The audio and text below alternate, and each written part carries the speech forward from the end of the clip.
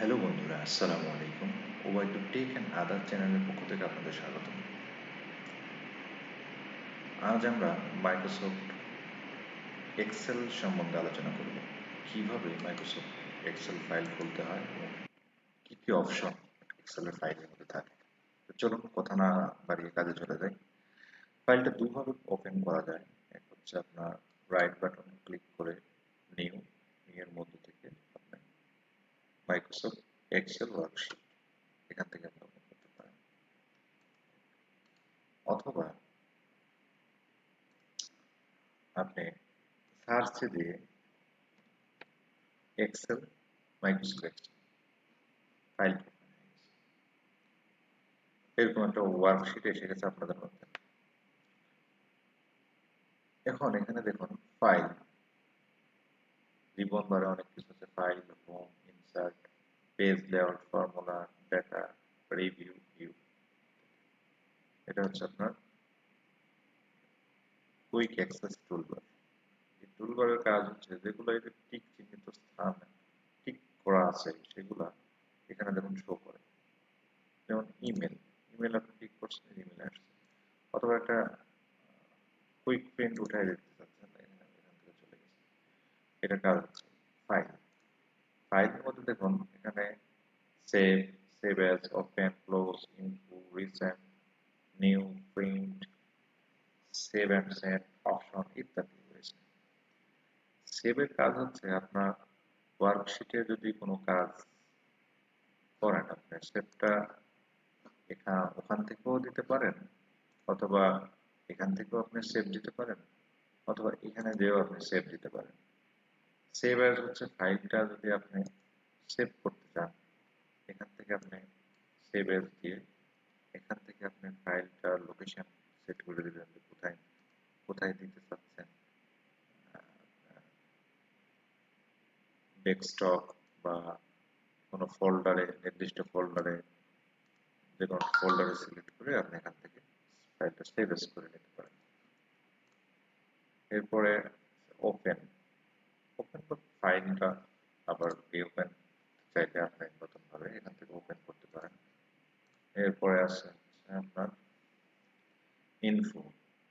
এই ফাইল সম্বন্ধে ফাইলের ইনফোর মধ্যে আছে আপনার permission, PPR of sharing, version. এখানে পারমিশনের মধ্যে প্রোটেক্ট ওয়ার্কশিট, আপনি এখান থেকে চাইলে পাসওয়ার্ড দিতে পারেন আপনার ফাইলের মধ্যে এখান থেকে। এরপরে রিসেন্ট, অর্থাৎ রিসেন্ট এই এক্সেলের কোনো ফাইল ওপেন হয়েছে কিনা তাহলে এখানে শো করবে। নিউ হচ্ছে নতুন ডকুমেন্ট, আর প্রিন্টের জন্য এখানে আপনি প্রিন্ট শো করলে, যখন আমার ওয়ার্কশিটটা খালি রয়েছে এই জন্য এটা প্রিন্টটা শো করতেছে না। এখানে আপনি কিছু টাইপ করলে দেখুন এখন প্রিন্টের এটা শো করবে। এখান থেকে আপনি প্রিন্ট দিলেও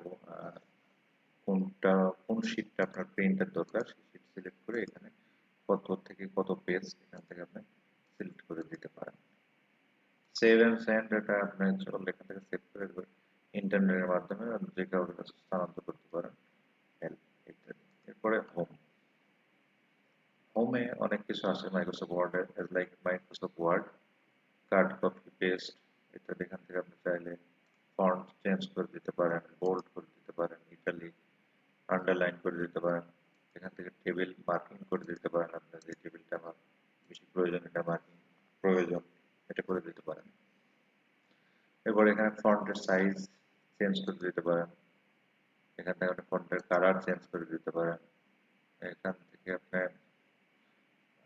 লেখার alignment, middle, justify, left right করে দিতে পারেন। এটা এরপরে ইনসার্ট, ইনসার্টেও অনেক অপশন রয়েছে, প্রত্যেকটা অপশনই আমরা কাজ করবো আর যাবো।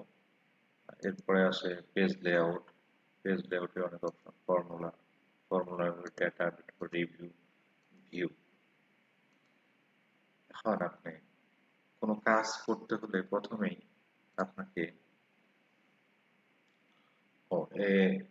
এই কলামটার নাম, এই কলামটার সাথে পরিচয় হবে। এটার নাম হচ্ছে আপনার নেম বক্স, অর্থাৎ এখানে কার্সারটা আপনি যেখানে রাখবেন এই নেম বক্সে সেটাই শো করবে। আমি এখানে ক্লিক করি, দেখুন এখানে F7 অর্থাৎ F কলামের 7 ঘরে আমি অবস্থান করতেছি। এখানে এটার নাম নেম বক্স, এটা ফর্মুলা বক্স, এগুলা ওয়ার্কশিট। ওয়ার্কশিট চাইলে আপনি এখান থেকে বেরোতে পারেন। এগুলো একটা ঘরকে সেল বলা হয়। এগুলা কলাম, এগুলা রো। এখানে দেখুন জুম ইন, জুম আউট দুইটা অপশন রয়েছে। এরপরে আপনার ধরুন একটা কোম্পানিতে আপনি জব করেন, তখন আপনার একটা ওয়ার্কশিট তৈরি করতে হবে, বা কি কি সেল দিয়েছেন এগুলোর একটা ওয়ার্কশিট তৈরি করতে হবে। এখানে লিখলেন আপনি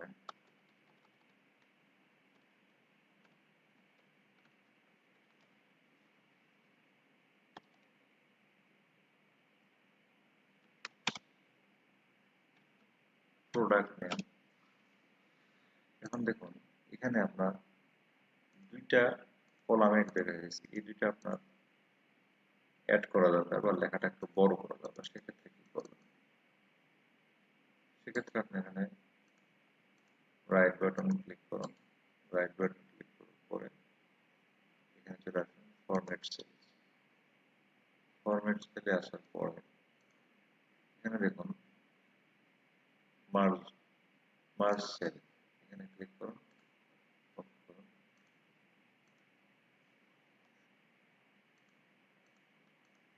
সরি, দুইটা সহ করতে হবে। এরপরে মার্জ সেল, এখানে দেখুন দুইটা ঘর, মাঝখানে দাগটা উঠে গেছে। এরপর আপনি আপনার চাহিদা মতো মিডিল করলেন, বোল্ড করে নিতে পারেন, আন্ডারলাইন করে নিতে পারেন, বা চাইলে আরো বড় করে নিতে পারেন। এখন আপনি এখান থেকে প্রোডাক্টের নাম লিখবেন। মনে করেন যে পেন, পেন,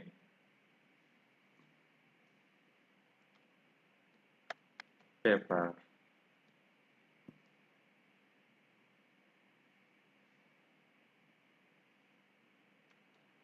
পিন ইত্যাদি প্রোডাক্ট আপনার নাম লিখবেন। এখন এখান থেকে আপনি প্রোডাক্টের মনে করেন আপনার মাস ওয়াইজে, মানে মাসের নাম অনুযায়ী আপনি প্রোডাক্ট ইয়ে করলেন। সরি, আপনি এটা এখন মনে করেন যে এখানে একটা কলাম দরকার আরো। সেক্ষেত্রে কি করবেন?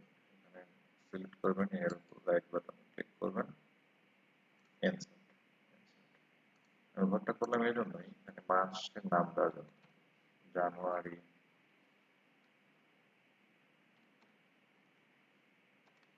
ফেব্রুয়ারি,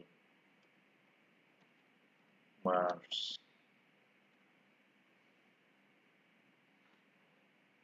এপ্রিল। এখন মনে করেন আপনি জানুয়ারি মাসে 500 কলম সেল দিয়েছেন, ফেব্রুয়ারি মাসে 750, তারপর 800, তারপর 500। পেপার মনে করেন যে জানুয়ারি মাসে আপনি 100 ঋণ, ফেব্রুয়ারি মাসে 320 ঋণ, তারপরের মাসে আপনি 400 ঋণ, তারপরের মাসে আপনি ধরুন 450 ঋণ। এরপর পেপার পিন আপনি মনে করুন 80 ডর্জন, 90 ডর্জন, 70 ডর্জন, 60 ডর্জন। এখন এটা আমি আগে কালার করেছিলাম,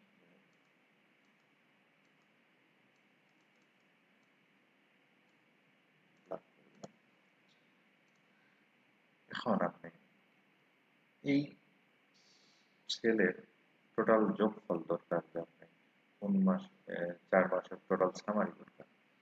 সামারি করার জন্য আপনি এখানে লিখুন ইকুয়াল টু সাম, আমার যোগ করার দরকার B4। এখানে কার্সার ক্লিক করুন, B4 এসে গেছে। এরপরে ডিলিট করুন, এরপরে আমার লাস্ট ঘর কি দরকার, B7। এখানে ক্লিক করুন, ব্র্যাকেটটা ক্লোজ করে দিন, এন্টার চাপুন, অটোমেটিক্যালি যোগ এখানে আসে। এখন চাইলে আপনি এগুলোর যোগ এখান থেকে এই যে প্লাস চিহ্নিত স্থান ধরে আপনি এইভাবে টেনে নিয়ে এখানে ছেড়ে দেন। দেখুন এইগুলোর যোগ অটোমেটিক্যালি চলে আসছে, অটোমেটিক্যালি চলে আসছে। আবার চাইলে মনে করেন যে আপনি এখানে সংখ্যা ভুল হয়ে গেছে, হয়তো বাড়বে, কিছু সংখ্যা হয়তো বাড়বে, সেক্ষেত্রে আপনি শুধু সংখ্যাটা দিয়ে ট্যাপ বাটন প্রেস করুন। দেখুন এখানে পূর্বে ছিল 2550, এখন যখন আমি 900 করে দিয়ে ট্যাপ দিচ্ছি তখন দেখুন অটোমেটিক্যালি যোগফলটা কমছে। তো বন্ধুরা, আজ এই পর্যন্তই। আহ, পরবর্তী পাঠে বিস্তারিত আলোচনা নিয়ে আসবো।